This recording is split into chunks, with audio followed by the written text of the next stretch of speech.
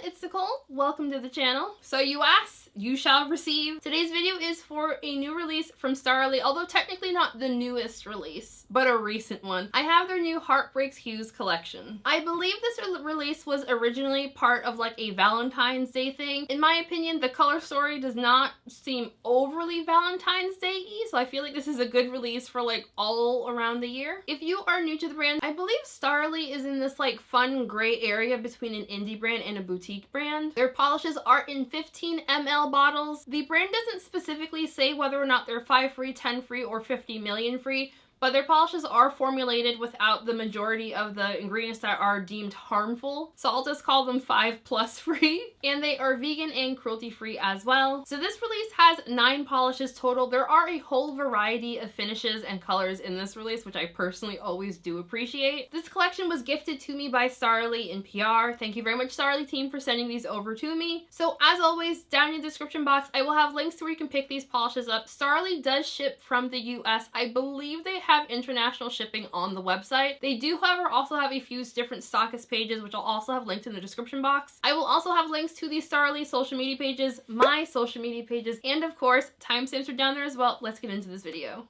First up, we have Lone Wolf, which Starrily describes as a taupe cream. Lone Wolf had a fantastic formula. This one was a bit on the thicker side, but I found it applied so smoothly and self-leveled really nicely. With thicker coats, I do think this could potentially be a 1-coater. I will be swatching this one in 2 coats, and my fill-in swatches do include glossy top coat. I will admit, I am not generally the biggest fan of taupe anything. I feel like this one had enough brown in it that it did make me kind of like it on my nails. I don't have a lot to say about this one because it's not really a color that I gravitate strongly towards, but I will say I never really think of creams when I think of this brand, and so whenever I try a cream polish by this brand, I'm always shocked at how good it is. I don't know why I never think of creams with Starrily, but I need to start remembering they have really good creams. This next polish is called Tempest, and Starrily describes it as a teal cream. Tempest also had a fantastic formula. It was just slightly on the thicker side, the type of thickness that makes something more opaque versus difficulty in use. This self-levels perfectly, stays where you put it. While I wouldn't say this is one of those teals that leans particularly towards blue or green, I would call it solidly in that teal.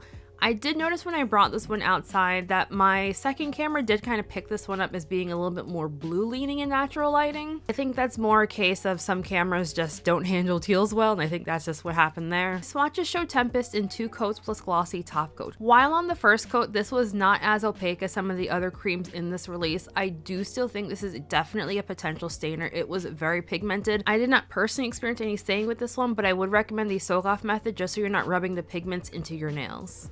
This next polish is called Heartbreaker, and Starrily describes it as a red cream. Bear with me, I've got a very oddball thing to say, and I really hope you all know what I'm saying when I say this. When I was swatching this polish and looking at it on my nails, I had one of those moments where I was like, yes, I finally can see why someone says those nails look sexy. This is a very sexy red. I'm a hot little potato right now. The formula on this polish was absolutely fantastic. I think for those of you with fairly short nails, this would definitely be a 1-coater on you. I found on me that this was like just shy of being a solid 1-coater. I could see like a teeny tiny bit of visible nail line within 1 coat, but the formula application, everything about this polish was absolutely fantastic. Like my socks were just knocked off completely. Starrily packed a ton of pigment into this polish, and while I did not personally experience any staining, I did notice when I was removing it that the red pigments definitely wanted to hang around, so I would say this is probably going to be a stainer if you choose to wear it long term. So that is 2 coats of Heartbreaker. Definitely use the soak off method. Do not scrub this one off. And now we have Unwritten, which Starrily describes as a peachy cream. Unwritten was the only cream in this release that I would say I didn't really love the application at all. This has a kind of streaky and not the best formula ever kind of application that I usually expect from pastels. This is the only cream in this release that I could see someone going in for 3 coats. My live swatch here is in 2 coats. However, when I did my full hand swatches, I actually did 3 coats. While this does self-level pretty nicely, it is still a fairly streaky polish. I generally find for pastel cream creams. The best way to apply them is minimal brush strokes and floating your coats on. If you overwork the polish at all, you're just going to be in for a terrible time. The bottle, I honestly thought I was going to hate this one, but I really liked actually how this looked on me in natural lighting in particular. I feel like the warmth peachiness really came out in the sunshine and I really enjoyed it then, but at the end of the day, I don't think this is a color for me. This next polish is called Puppy Love, and Starrily describes it as a pink base filled with a subtle blue shimmering fleck. Puppy Love had an okay formula. I wouldn't say it was bad by any means. It was a little bit thicker than I had wanted, so I did add a little bit of thinner into my bottle. I don't know if using thinner was 100% necessary though. When I was doing my full hand swatches, I just felt it was self-leveling a little bit slower than I had wanted, and I thought maybe adding thinner would help with that. It is still pretty streaky on the first 2 coats though. My full hand swatches show this one in 3 coats plus glossy top coat. Honestly, I feel like looking at my nails, I can see a couple of dark spots on the nails, so I wouldn't say this was like 100% even coverage after 3 coats, but I generally find for colors this light for that kind of thing to be pretty normal. I feel like if the blue shimmer slash fleck was a little bit stronger in this one, I probably would have liked it a lot more. It was just a little bit too subtle for me. The flecks in here will not dry down textured by any means, and removal will be messy but not difficult. And now we have Crimson Twilight, which the brand describes as a red base with a beautiful gold shimmer. Crimson Twilight had a fantastic formula. This applied so damn smoothly. While the brand does say that the shimmer in here is golden, I wouldn't say you get like a boom in your face golden moment on the nail. Until I read the official description, I had just assumed that this was like an orange or maybe like a red shimmer in here. The base for this one was surprisingly opaque. It was by no means a 1-coater, but I was able to reach full opacity in only 2 coats. I am really happy that I'm no longer in denial about liking reds because I loved how this one looked on me. I was also really happy that even though the brand put a golden shimmer in this polish, it does not give the polish like an orangey look, which I find happens a lot when you have any kind of golden shimmer in a red base. Much like the previous red shade, this one is a very saturated and pigmented color. I would really caution double up on base coat with this one because I do think this one could potentially be a stainer. And I know somebody out there is so shocked and surprised that I didn't try to pretend that this polish was somehow related to Twilight. This is the skin of the killer, Bill. Sorry, I did and I am. I'm currently pretending that it's inspired by this scene from New Moon. You're welcome! And now we have Starcross, which Starrily describes as a deep purple base filled with small glitter. And while that does technically describe this polish, I don't feel like it describes it nearly well enough. The glitter in here is holographic and it is so freaking beautiful and sparkly. The formula on this was pretty good, but also really thick. I feel like I always expect glitter polishes to be on the thicker side, but this was thick enough that I was a little bit concerned that it might make my nails look a little bit chunky. So I did add some thinner to my bottle. This is going to be one of those glitter polishes that you 1000% have to remember to clean the neck of your bottle after you finish using it.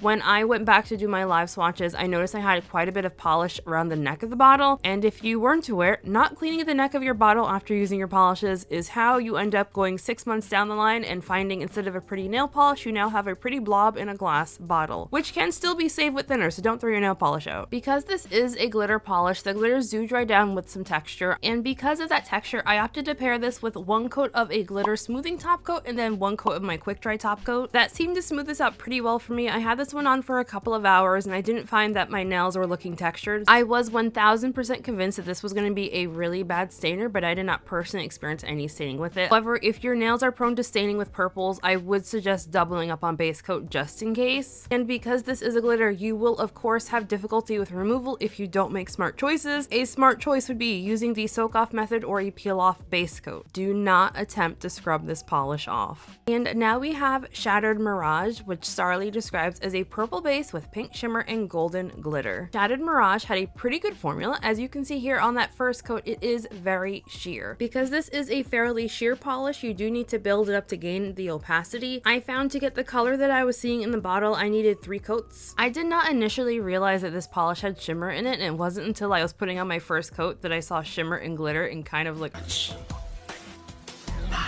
Sometimes when you have a glitter and a shimmer together in the same polish, sometimes the glitter makes the shimmer look very chunky and no amount of top coat saves the polish from looking very, very chunky. And thankfully, this polish did not have that issue. The shimmer is very strong and also very glowy, but it does not show any brush strokes. I was so incredibly relieved that this was not going to be a chunky mess. I was also very happy that the holographic glitters in here are also gold. I feel like gold was the one color I felt was missing from this release, so I was really glad to see it was in here. While I did have a little bit of visible nail line with this polish when built up in 3 coats, I found it was a very slight amount and fairly easy to ignore. The glitters in here do dry down with a little bit of texture. I used 1 thicker coat of my quick dry top coat and that seemed to smooth them out really nicely for me. Removal will be on the more difficult side due to the glitters. I would once again recommend the soak off method and not scrubbing the polish off. And the final polish in this release is called Never After, which the brand describes as a lavender purple base with a bright golden shimmer throughout. This is another polish that starts off very sheer and needs to be built up to get the most opacity. The formula on it was also very nice, not too thick or too thin. I do think I will call this one a 2 to 3 coater depending on how you feel about visible nail line. Coverage is really even and the shimmer is really strong even in 2 coats, so if you don't mind really obvious visible nail line or you don't have a nail line to speak of, definitely 2 coat coverage is passable. I found for me with 3 coats, I did still have a little bit of visible nail line, but it was more I had to look for it than it was like glaringly obvious. For whatever reason, I don't feel like the shimmer is like gold, like it's coming across to me as more like yellowy. My eyes were also picking up a little bit of green coming in. Don't feel like the green picked up well with my cameras at all, but like in person, I was seeing like a yellowy green in here. I don't mean like a color shift I saw green. I mean like mixed in as if these were like the teeniest of flakies. I'm sorry, I don't think I'm describing this well at all, but that's what I was seeing in person. Nothing in here is going to dry down textured. The shimmer will definitely give you some mess on removal, but it won't be overly difficult, and I had no issues with staining. Okie dokie, so final thoughts. Overall, I thought this was a really fun collection. I honestly feel like if it wasn't called Heartbreak Hues, I probably wouldn't have classified it as a Valentine's Day release. Although I suppose since it has heartbreak in it, that makes it anti-Valentine's Day and not like traditional Valentine's Day.